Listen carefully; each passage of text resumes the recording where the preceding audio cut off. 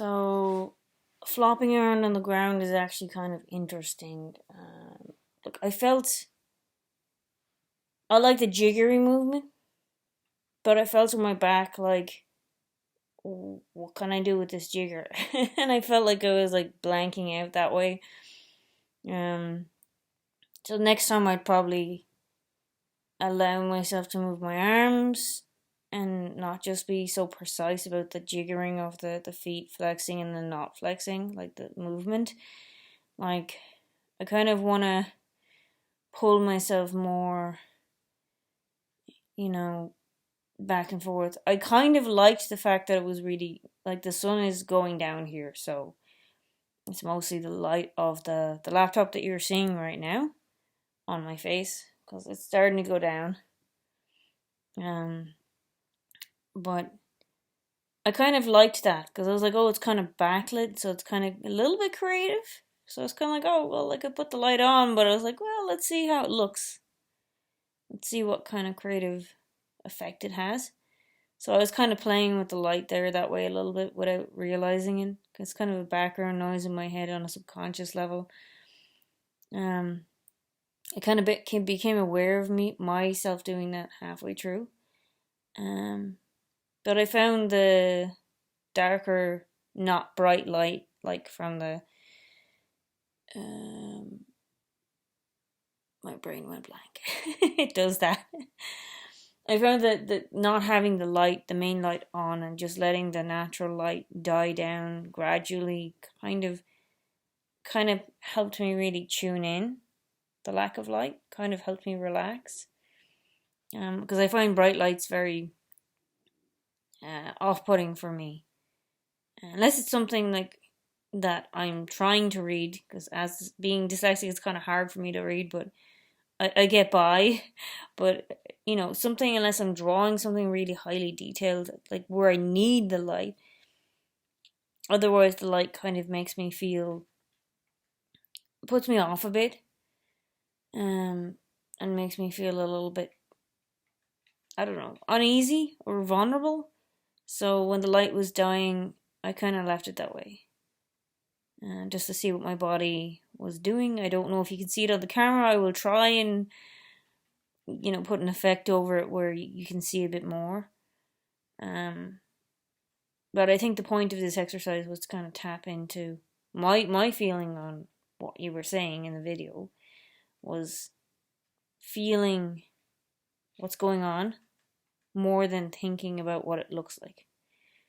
And I felt more comfortable in the darkness.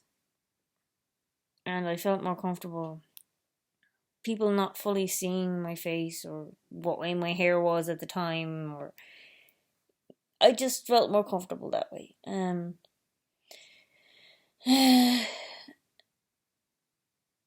I enjoyed the creative aspect of light changing, which kind of got my mind off the camera and all that stuff, and kind of got me into just feeling the floor and feeling, what kind of floor it was and why it was, and feeling, my shoulder blades and the pressure on which part of which bone and where and why, and it just kind of,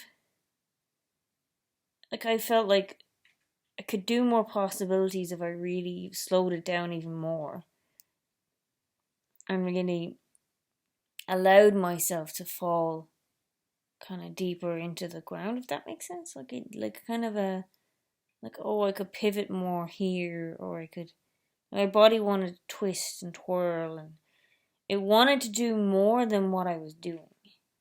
But I was purposely trying to slow it down a little bit just to kind of feel it more and express it more.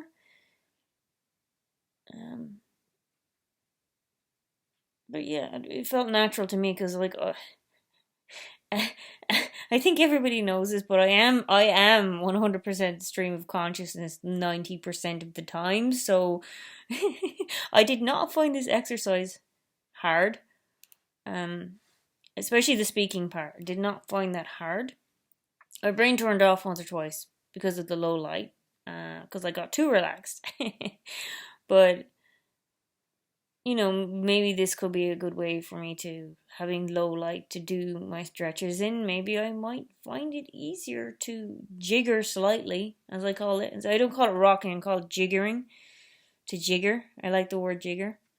It just feels nice when I say it. To jigger slightly while in a stretch, while with the low light, while with, you know, things kind of calm and quiet in the house. And, you know, I think I want that. I think I need that. That kind of speaks to my inner self. It's my comfortable zone. I'm probably going on a bit, but yeah, I found it an interesting experience. I found it